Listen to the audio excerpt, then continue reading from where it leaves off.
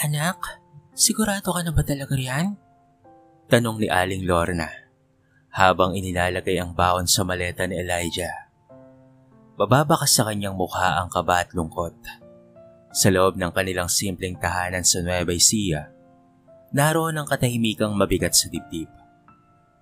"Opo, Nay," tugon ni Elijah habang tinatalian ang zipper ng kanyang maleta. "Kailangan ko pong gawin to para sa kinabukasan namin ni Angela." Napatingin si Aling Lorna sa litrato ni Angela na nasa ibabaw ng tokador. Naka-frame pa ito, nakangiti, at may nakasulat na, "Forever yours, E&A." Napabuntong hininga siya. Hindi ko naman sinasabing masama siyang babae, Elijah. Pero sana wag mong ibigay ang lahat-lahat sa kanya. Magtira ka rin para sa sarili mo. Ngunit hindi sumagot si Elijah. Sa isip niya, ay mahal na mahal niya si Angela, higit pa sa kanyang sarili. Mula pa noong high school pa lamang, ay magkasama na sila, at kahit pa maraming hindi boto sa kanilang relasyon, ay nanatili silang matatag, o yon ang akala niya. Habang nag-aayos, dumating si Angela. Love, Tawag nito habang bitbit ang isang plastik ng paborito niyang biko. Napangiti si Elijah. Agad na lumapit at niyakap ang kanyang nobya. "Salamat sa pagdaan mo. Akala ko hindi mo na ako makikita bago ako umalis." Siyempre hindi ko palalagpasin to, no? Sagot naman ni Angela habang inilalagay ang dala sa mesa. Alam mo bang wala pa rin tatalo sa biko ng nanay mo? Napangiti si Aling Lorna, pero hindi rin naiwasang mapansin ang pagkukunwarisang ngiti ni Angela. Nagtagal sila ng ilang minuto sa sala. Nagtatawanan, kwentuhan, at panakanakang yakap hanggang sa dumating ang oras ng pag-alis. Habang nasa terminal, mahigpit ang yakap ni Elijah at Angela. 3 taon lang, mahal. Mag-iipon ako at magpapagawa tayo ng sarili nating bahay. Tapos kasal na kaagad. Pangako, babalik akong may bitbit na magandang kinabukasan para sa atin. Wika ni Elijah na puno ng paninindigan ng boses. Maghihintay ako, sabi ni Angela habang ito'y lumuluha. Mahal na mahal kita, Elijah. Walang makakapalit sa'yo dito sa puso ko. Sa uling sandali, humalik si Elijah sa noo ni Angela. Akala niya'y iyon na ang simula ng katuparan ng kanilang pangarap. Akala niya'y sapat na ang pagmamahal niya para suklian ang katapatan. Habang lumalayo ang bus, nakatanaw si Elijah mula sa bintana. Tuluyan ng nilamon ng layo ang iniwan niyang pag-ibig. Sa puso niya, bitbit niya ang tiwala, ang pangarap, at ang paniniwalang darating ang araw na sa altar sila magkikitang muli. Ngunit sa bawat paalam, may kasamang panganib na hindi lahat ng iniwan ay makapaghihintay.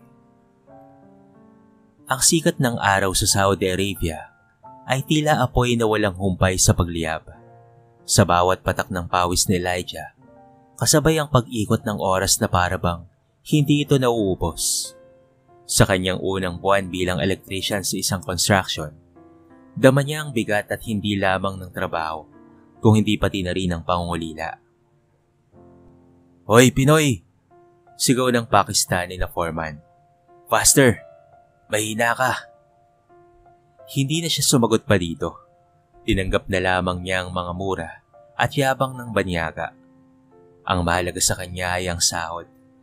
Para ito sa kanyang pag-iipon sa kasal nila at para kay Angela. Pag-uwi sa barracks, agad siyang naupo sa gilid ng kama. Binuksan ang cellphone at tinignan ang inbox. Walang bagong mensahe mula kay Angela. Mabilis siyang nag-type. "Love, kamusta ka na? Nakauwi ka na ba ngayon galing sa simbahan kanina? Miss na kita, mahal." Makalipas ang 1 oras, ay nag-reply si Angela. Okay lang kami. Pagod lang. May lakad ulit bukas. Ingat ka palagi, love, ha? I love you. Napangiti siya kahit papaano. Binalikan niya ang mga larawan nila sa gallery.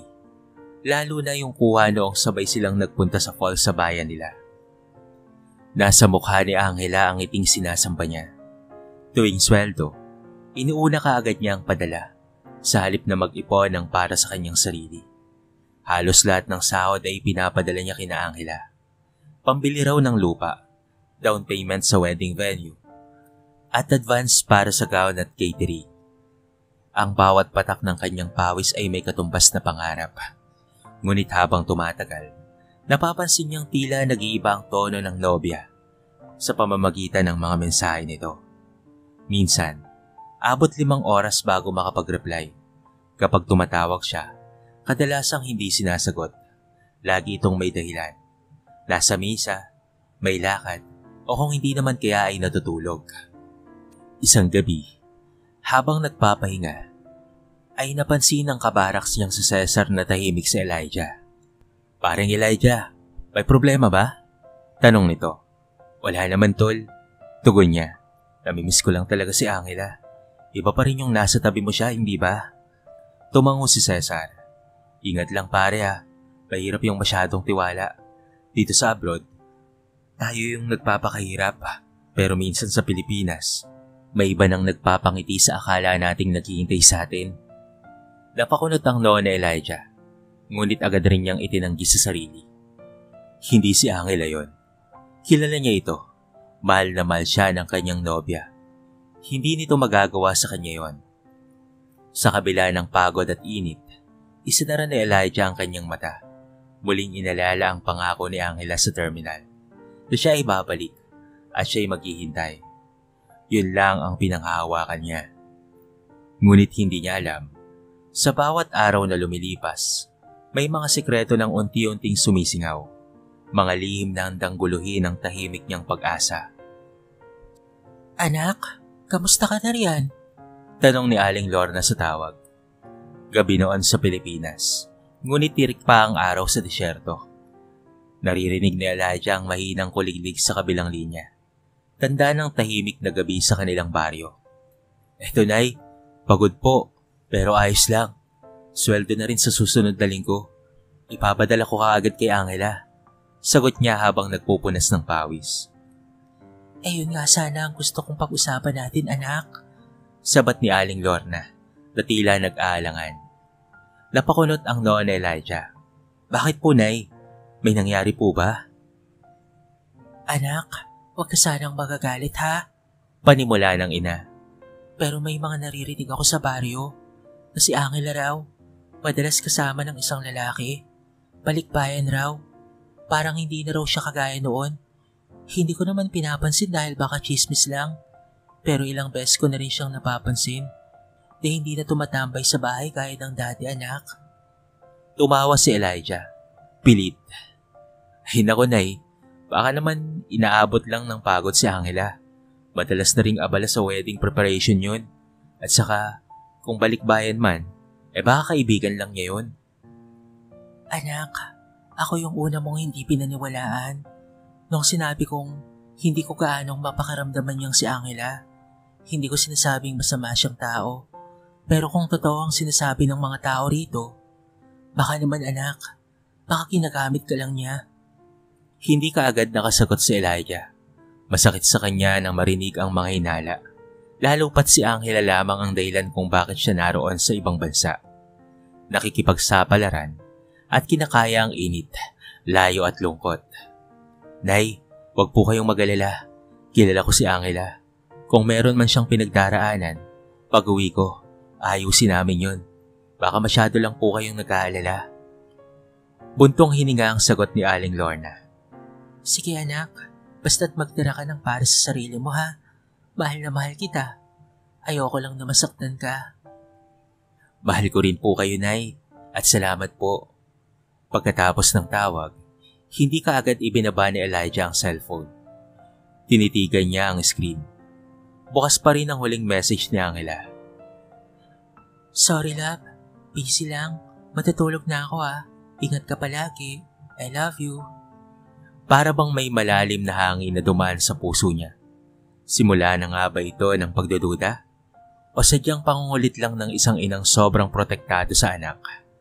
Muli niyang ibinalik sa isipan ang araw ng kanilang pamamaalam. Ang luha ni Angela, ang yakap, ang pangako, at ang iba pa. Lahat ng iyon ay para sa kanya hindi peke. Hindi pwedeng peke ng bagay na iyon. At iyon ang kanyang pinanghahawakan. Pero habang siya'y nakatitig sa malamig na kisame ng baraks, unti-unti nang sumisiksik ang alinlangan sa kanyang puso. Sa gitna ng kanyang katahimikan, may mumunting bulong ng katotohanang pilit niyang hindi pinapansin. Hindi pa man niya alam, ngunit ang pagdududang iyon ang magiging simula ng pagbagsak ng lahat ng kanyang pangarap. Isang gabi, habang pauwi mula sa trabaho, halos hindi na makalakad si Elijah sa matinding pagod. Mabigat ang kanyang katawan, ngunit mas mabigat ang kanyang kalooban. Ilang araw na ring hindi nagre-reply si Angela sa mga mensahe niya at tila nagiging malamig na rin ang mga tawag. Pagkarating sa barracks, hinubad niya ang kanyang safety boots at agad na humiga. Ngunit ilang minuto pa lamang ang lumilipas, tumunog ang kanyang cellphone. Isang mensahe mula sa hindi kilalang numero. "Bro, ayaw kong ikaw mismo ang madurog, pero kailangan mong malaman. Tingnan mo ang larawang ito." Kasunod ng mensahe ay isang larawan. Kinabahan si Elijah. Nanginginig ang daliri niya habang binubuksan ang attachment. Paglabas ng larawan, para siyang binuhusan ng malamig na tubig. Sapagkat nakita niya si Angela, nakaputing bestida. Hawak kamay ang isang lalaking pamilyar sa kanya. Si Victor Ramirez, ang balikbayan na dating kapitbahay nila. Nakangiti ang dalawa habang nakatayo sa altar ng simbahan. Sa ilalim ng larawan, may maikling mensahe pa ang hindi kilalang sender. "Kasalan yan, Elijah. Noong isang linggo yan. Pasensya na, pero totoo ang kutob ng nanay mo." Tulalang napaupo si Elijah. Hindi makagalaw. Hindi makapaniwala. Paulit-ulit niyang tinitingnan ang larawan. At umaasang edited lamang ito. Umaasang prank lang ito ng mga barkada. Ngunit masyado itong malinaw. Masyado itong totoo. Agad siyang nag-type ng mensahe kay Angela. "Angela, ano to? Totoo ba to? Kasal mo? Sino si Victor sa buhay mo? Sagutin mo ako." Pero walang tugon. Tumawag siya. Isang beses, 2, 3, hanggang sa nagriring lamang ngunit hindi sinasagot. Sa sobrang pagkabigla, napasigaw siya sa kwarto. "Bakit?" Nanginginig ang kamay niya habang hawak ang cellphone. Pilit pa rin niyang iniintindi. Baka may paliwanag dito. Baka mayroong dahilan. Nang marinig siya ng kabaraks niyang si Cesar, ay agad itong lumapit. "Pare, ayos ka lang ba?" Tanong nito habang nag-aalala. Hindi na napigilan pa ni Elijah ang kanyang pag-iyak. Pare, ginamit lang pala ako. Yung kasal na pinapangarap ko, tinupad niya pala sa iba. At ang malala pa, pare, gamit niya ang perang inipon ko." Napailing si Cesar. Tila hindi na rin nagulat. Minsan talaga, ang akala mong para sa'yo ay hindi talaga para sa'yo. Pero mas mabuti nang nalaman mo ngayon kaysa sa huli. Sumubsob si Elijah sa unan. Ang sakit ay parang hindi niya kayang takpan. Pinagpalit siya, niloko, at ang mas masaklap pa, ginamit ang lahat ng pinaghirapan niya para lamang ipanggastos sa kasal ng iba. Habang lumuluha, pilit niyang iniisip kung papaano bang babangon mula sa ganitong pagkadurog. Ngunit sa puso niya, may apoy na unti-unting nabubuhay. Hindi ng galit, kung hindi ng muling pagtayo. Ngunit hindi pa ngayon. Hindi pa para sa ngayon. Dahil ang tanging naiisip niya pa lamang ay kailangan niyang makauwi. Kailangan niyang harapin ang katotohanan. Hindi na nga nakapaghintay pa si Elijah. Kinabukasan matapos ang walang tulog na gabi, agad siyang nag-file ng emergency leave. Kahit kapos, kahit wala pa sa kalahati ng kontrata, pinili niyang umuwi. Pitpit ang damdaming basag at pusong sugatan. Ang tanging nasa isip niya ay ang makaharap si Angela, ang babaeng sinakripisyohan niya ng lahat. Paglapag sa NAIA, malamig ang hangin ng Pilipinas, pero mas malamig ang pakiramdam niya. sa jeep habang pauwi. Bawat tanawin ay tila nananadya. Mga pares na magkakahawak kamay. Mga poster ng bagong kasal sa barangay. At ang kantang tumutugtog sa radyo. Pangako ko'y hindi magbabago. Mapakla siyang napangiti. Ang mga pangako pala ay marunong ring magsinungaling. Pagdating sa kanilang barangay, sinalubong siya kaagad ng kanyang ina. Elijah, anak. Yakap kaagad ni Aling Lorna. Ngunit daman ito ang bigat ng anak. Alam ko, anak, hindi madali. Pero mabuti na rin nalaman mo habang maaga pa. Hindi nagsalita si Elijah. Tumango lamang siya at tumuloy sa bahay. Tahimik siyang naupo sa lamesa. Tinitigan ang litrato ni Angela sa frame. Ngayon ay parang isang multo ng nakaraan. Pakalipas ang ilang oras, dumalaw si Isko, ang matalik niyang kaibigan. Tol, pati nito habang may hawak na bote ng malamig na soft drinks. Pasensya na, hindi ko kaagad nasabi. Ayoko sanang maniwala rin nung una. Elaborate, Isko. Gusto kong malaman ng lahat. Walang labis at walang kulang. Utos ni Elijah, habang malamig ang boses. Matagal na raw na nagkikita ng palihim sina Angela at Victor. Noong umalis ka pa lang, nakita na sila sa mall. Ang akala ng iba ay magpinsan lang. Pero habang tumatagal, ay lantaran na tol. Tapos ayun, isang linggo bago ka dumating, ikinasal na pala sila sa bayan sa kabilang probinsya. Sabi-sabi, yung lupa at kaun daw ay galing sa mga padala mo. Nanigas si Elijah. Ilang beses niyang kinumpirma ang mga ipinadalang pera. Lahat may resibo. Lahat ay para kay Angela. Ngayon alam na niya. Pati ang pinaghirapan niya ay ginamit para sa panloloko. Pero hindi pa yun, tol. Alam mo ang mas masakit? Dagdag panis ko. Nakita ko si Angela kahapon. Sabi niya, pasensya ka na raw kung nasaktan ka. Pero wala siyang utang na loob sa'yo. Parang wala lang lahat ang ginawa mo. Dahan-dahang tumayo si Elijah. Hindi siya galit. Wala siyang sinigawan. Sa halip, tumungo siya sa bintana at tahimik na pinanood ang pagdilim ng langit. Hindi na ako babalik sa kanya.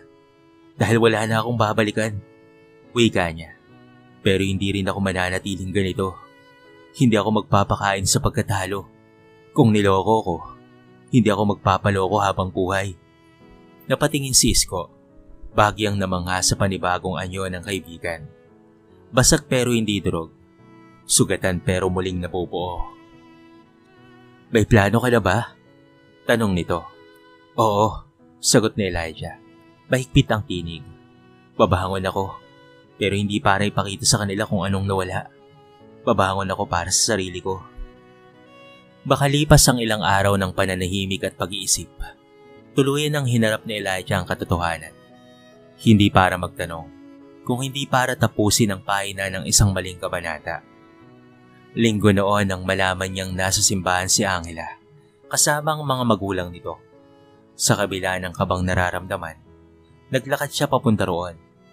Ang bitbit niya ay hindi galit, kung hindi ang bigat ng mga salitang kailangang mapakinggan.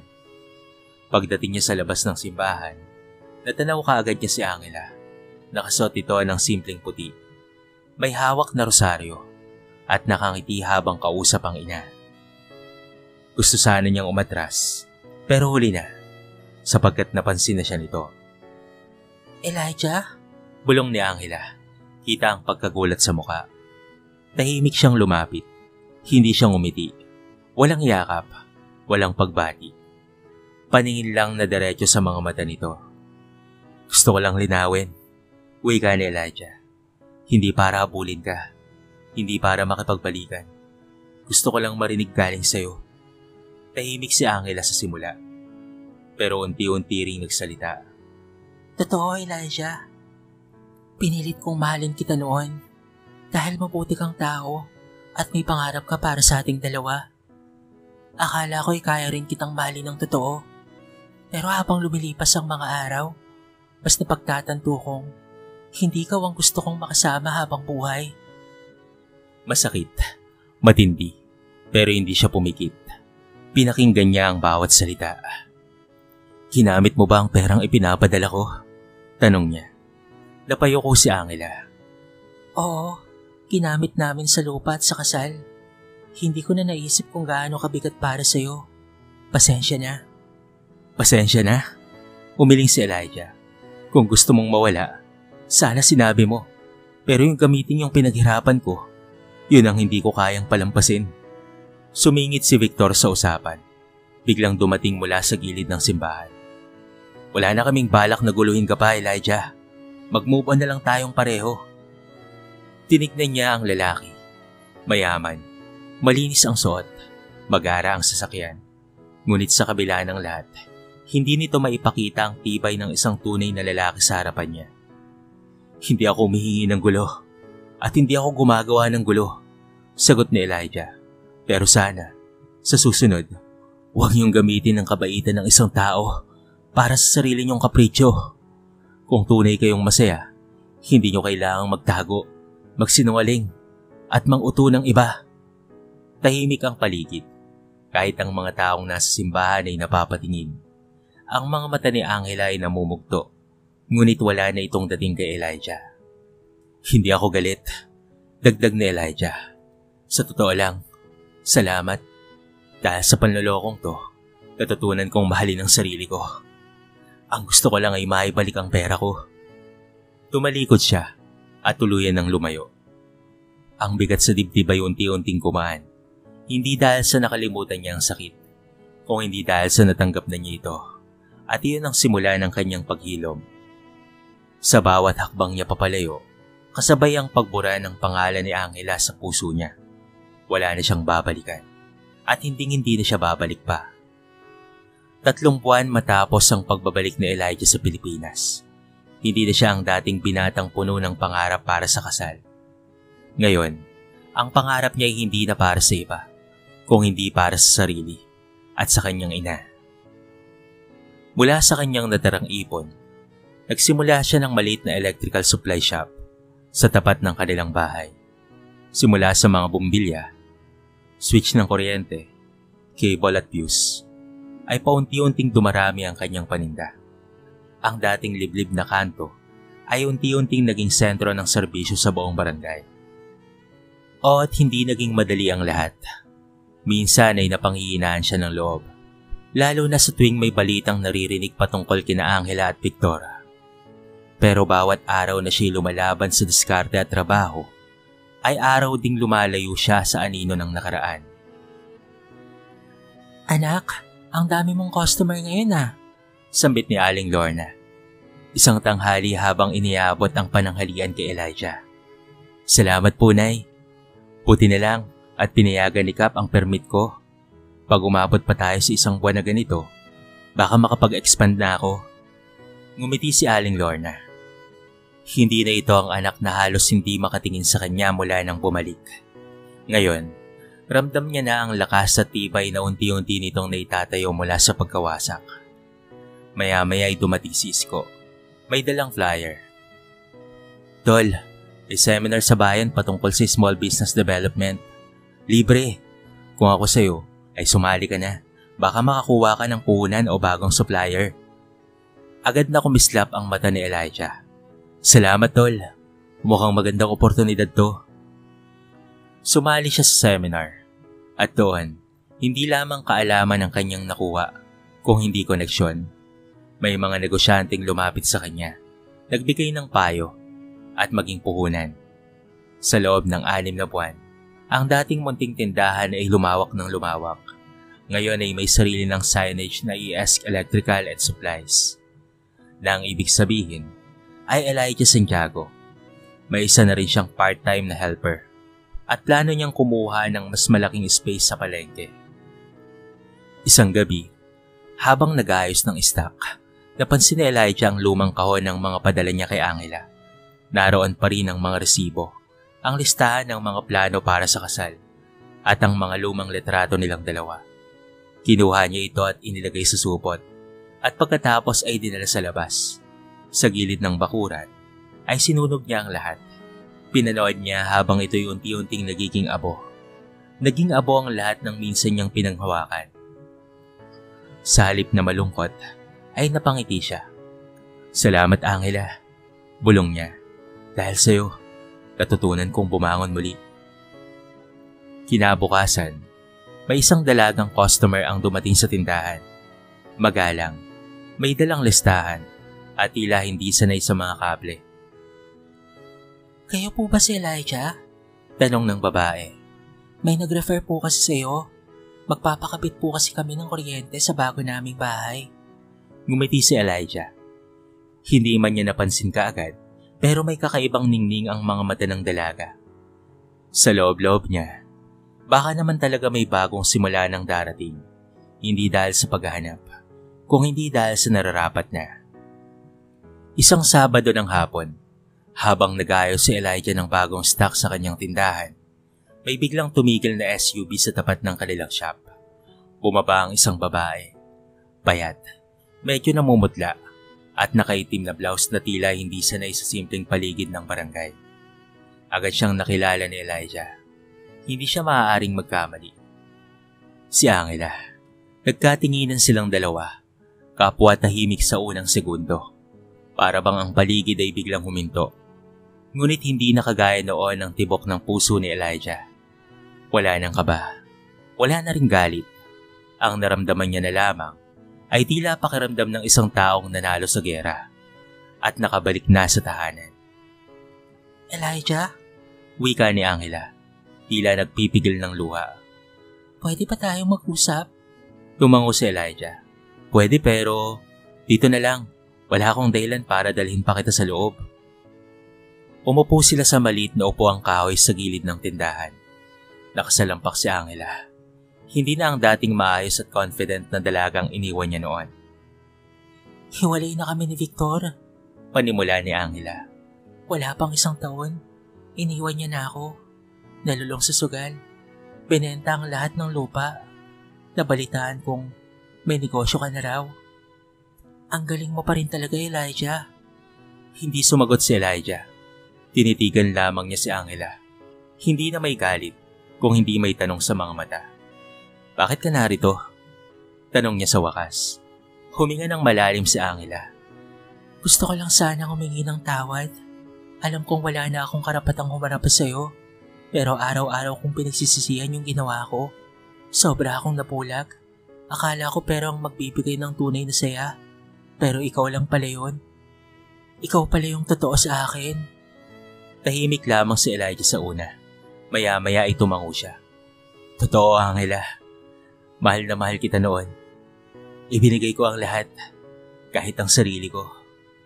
Pero pinili mo lang natapakan yon.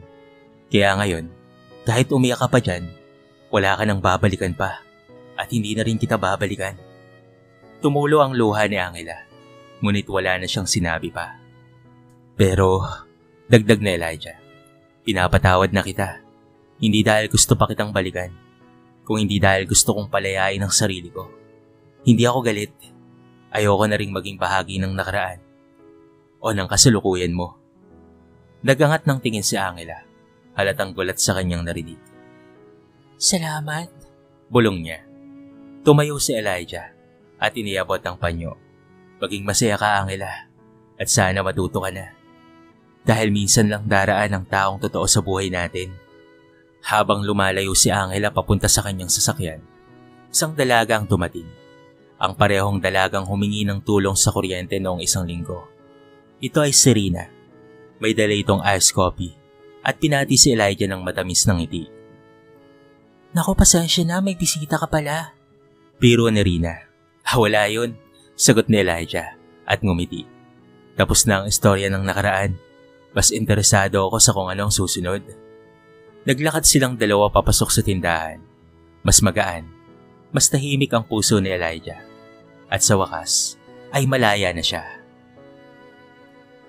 Sa bawat sakit, ay may dahilan. At sa bawat pagkatalo, ay may nakatagong panalo. Minsan, kailangan muna tayong masaktan para matutong mahalin ang sarili. Bumangon, at matutong mamili ng taong karapat-dapat sa ating mga puso. Dito na po nagtatapos ang ating maiksing kwento sa araw na ito. Sana po ay nagustuhan nyo. Kayo mga kabarangay, Anong aral ang inyong napulot? At ano ang masasabi niyo sa ating kwento? I-comment niyo naman sa baba ang inyong mga reaksyon at babasahin natin ang lahat ng yan. I-comment niyo na rin kung taga saan kayo para naman malaman ko kung hanggang saan nakaabot ang video na ito. Paki-like and share na rin ang ating kwento para mapakinggan rin ng iba.